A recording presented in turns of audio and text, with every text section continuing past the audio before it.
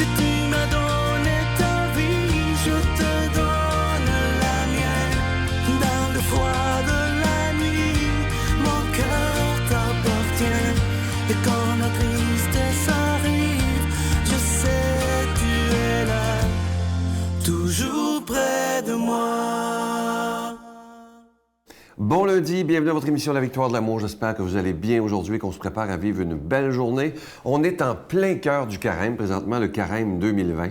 Et j'aimerais vous dire un peu ce que c'est pour moi, le carême. Parce que souvent, on a entendu, moi quand j'étais petit, j'étais enfant, il fallait faire des sacrifices. Moi, je me souviens, il ne fallait pas manger de bonbons, il ne fallait pas manger de chocolat, etc., toutes sortes d'affaires comme ça. Et en vieillissant, je me suis aperçu que c'était peut-être pas ça le carême. Parce que je pense pas que ça touche vraiment le cœur de Dieu de dire « je ne mangerai pas de chocolat ou de bonbons pendant 40 jours ». Moi, je pense que ce qui touche le cœur de Dieu, parce que vous savez que dans la Bible, dans le Nouveau Testament, le Seigneur nous dit, et cette phrase-là, elle m'a toujours marqué, « Ce ne sont pas vos sacrifices qui me touchent, mais l'amour que vous avez les uns pour les autres. » Je vais le répéter. Parce qu'on est en plein carême. Il y a tellement de gens qui font des sacrifices. Ce ne sont pas vos sacrifices qui me touchent, dit Jésus, mais c'est l'amour que vous avez les uns pour les autres. Alors pour moi, la période du carême, ça serait peut-être premièrement, c'est le temps de faire un ménage intérieur. Vous savez qu'on fait souvent les grands ménages au printemps, le ménage de la maison. Après ça, on fait le ménage de nos terrains. Mais est-ce qu'on pense à faire le ménage de notre intérieur, de notre cœur à nous? De dire, bien ça, je veux plus ça dans ma vie. Dans le fond, le carême, c'est prendre le temps de s'intérioriser et de faire du ménage. Et peut-être aussi, au lieu de faire des sacrifices de ne pas manger de bonbons, je ne juge pas ceux qui le font, vous avez bien le droit, là. Mais peut-être que le Seigneur nous invite à faire quelque chose d'un peu plus difficile, de prier pour ceux qui nous ont fait du mal, prier pour nos ennemis, demander pardon, pardonner, aimer ceux qui nous tombent ses nerfs, parce qu'on en a tous autour de nous qui nous tombent ses nerfs, mais ce sont des enfants de Dieu quand même. Ça, ce sont des gestes qui touchent le cœur de Dieu.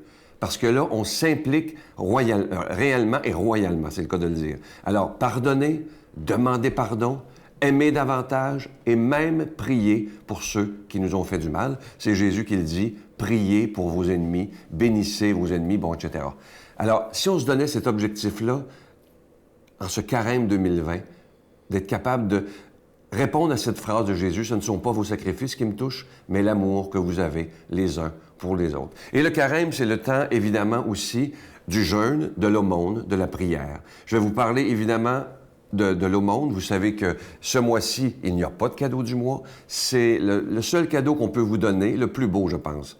C'est qu'après 25 ans, les émissions, elles sont toujours là. Nous avons tenu notre promesse. Et moi, je vous demande, en ce mois de mars, en ce mois du carême 2020, de faire un geste tout à fait spécial en devenant des protecteurs de la foi, en disant au Seigneur, moi, je vais donner afin que la foi, elle soit protégée. Parce que dans notre société actuellement, regardez bien autour de vous, c'est très sournois, mais on fait tout pour faire taire ceux qui croient en Jésus. Pas juste au Québec, mais un peu partout dans le monde. Les chrétiens sont très persécutés. Jésus nous avait avertis. Alors, merci de tout cœur de ce que vous ferez, sans rien attendre à retour. Il n'y a pas de cadeau du mois, mais de dire, moi, Seigneur, je veux donner à la victoire de l'amour pour que ton nom soit annoncé et pour être un protecteur de la foi.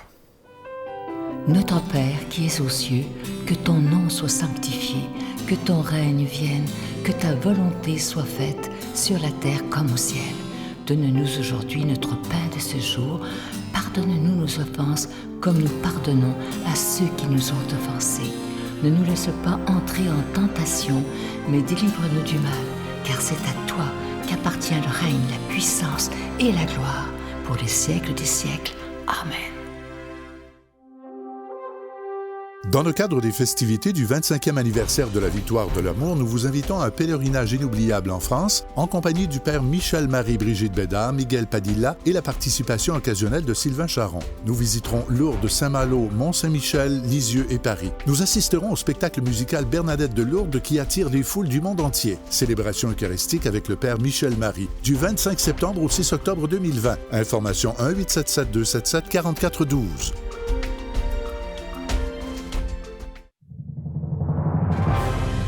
En compagnie du père Michel Marie, Marcia Pilote, Sœur Angèle, Éloi Gillard, Stéphane Roy, Brigitte Bédard et Sylvain Charon. En chanson, Mélissa Bédard, Jean-Pierre Fumanti, Jessica Poulain et Miguel Padilla. Et un mini-spectacle de l'unique Natacha Saint-Pierre et Grégory Turpin.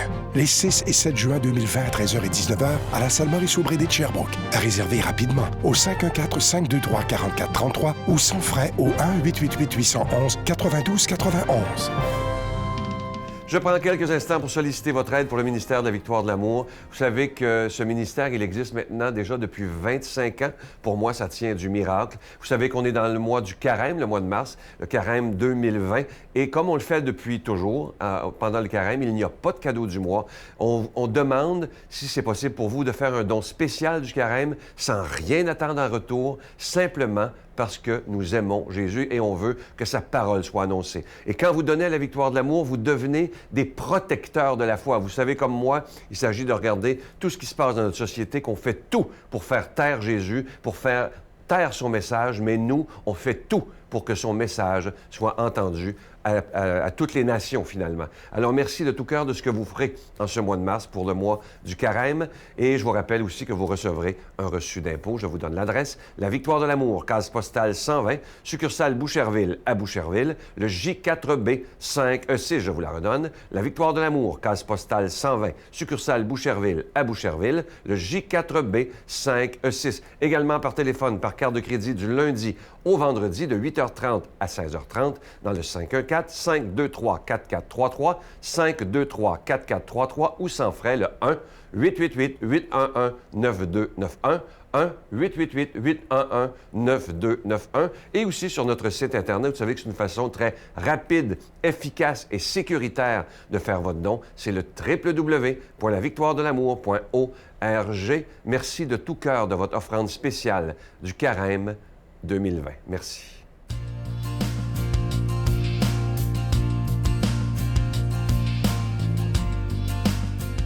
Mon Dieu, donnez-moi la sérénité d'accepter les choses que je ne peux changer, le courage de changer les choses que je peux et la sagesse d'en connaître la différence. Amen. Aujourd'hui, la parole de Dieu est proclamée par quelqu'un qu'on apprécie beaucoup, le Père Jean.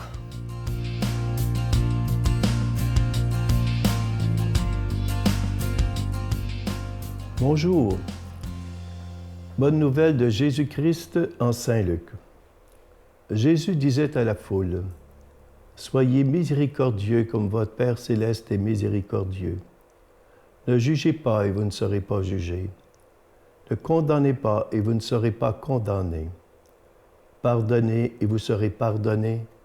Donnez et vous recevrez une mesure bien pleine, tassée, secouée, débordante, qui sera versée dans votre tablier.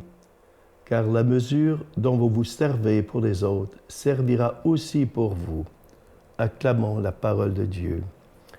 Quel message merveilleux, mais en même temps, quelle exigence que d'arriver à pouvoir aimer comme Jésus, pardonner et ne pas juger les autres, comme il nous arrive malheureusement trop souvent. Soyez miséricordieux, nous dit Jésus, comme votre Père céleste est miséricordieux. Comment arriver à pouvoir être miséricordieux comme Dieu? Puisque sa miséricorde est infinie, ça veut dire qu'il n'y a pas de limite à sa miséricorde. Sur un plan strictement humain, c'est impossible. D'arriver à pouvoir vivre la miséricorde de Dieu envers toute personne, c'est impossible. Sinon, par cette grâce que Dieu qui nous donne, arriver à pouvoir être miséricordieux comme le Père Céleste est miséricordieux, ça suppose qu'on puisse entrer dans un dialogue simple, personnel, dans le quotidien de nos vies avec Jésus. Ça veut dire ça, épouser le cœur de Dieu. Épouser le cœur de Dieu, c'est d'accepter de devenir amour dans l'amour de Jésus pour les autres. Comme lui nous aime, d'arriver à pouvoir aimer de son amour les autres. Épouser le cœur de Dieu. Dieu est amour. Il n'est qu'amour et bonté. N'oublions jamais qu'il n'est qu'amour et bonté. En lui, il ne peut y avoir aucun désir de vengeance, de châtiment, de punition ou de mal. Enlevons-nous cette image d'un Dieu justicier qui vient pour nous punir et nous prendre quand on va être dans une situation misérable. Pas du tout. Dieu nous regarde avec une tendresse infinie, une passion d'amour pour nous. C'est ça qui est Dieu. C'est pour ça que le dernier mot de Dieu, nous disait Jean-Paul II, n'est jamais le jugement, la condamnation ou la punition, mais la miséricorde et le pardon. Et le dernier mot de Dieu, c'est Jésus crucifié sur la croix qui dit « Père, pardonne-leur, car ils ne savent ce qu'ils font. Aujourd'hui même, tu seras avec moi au paradis. » Le pape disait une chose assez surprenante. Le 28 juillet 1999, Dieu n'envoie personne en enfer. C'est extraordinaire, ça. Parce que Dieu veut le salut de toute personne humaine.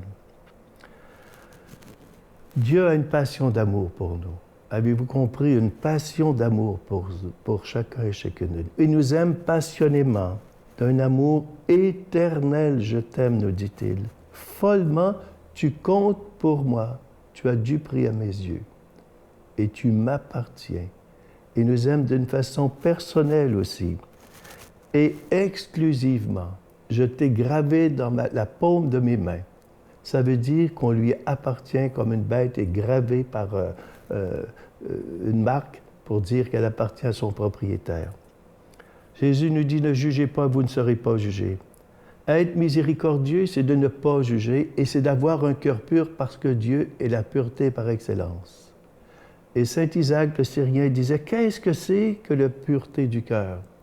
Il disait ceci, c'est la miséricorde du cœur envers toute l'humanité. C'est ça. Et nous dit Jésus aussi, ne condamnez pas. Être miséricordieux, c'est de ne pas condamner et de ne pas juger. C'est ça, être miséricordieux. Mais malheureusement, on est tous portés à porter des jugements sur les personnes qui nous entourent. Pardonnez et vous serez pardonnés. Le pardon, ce n'est pas une chose facile. J'ai reçu un téléphone récemment d'une dame, son fils a été assassiné. Elle n'arrive pas à pardonner. Je dis, est-ce que vous aimeriez pardonner? Elle a dit, oui, j'aimerais ça. Mais priez pour moi. Mais j'ai dit, savez-vous quoi? Allez communier pour avoir cette force de pardonner.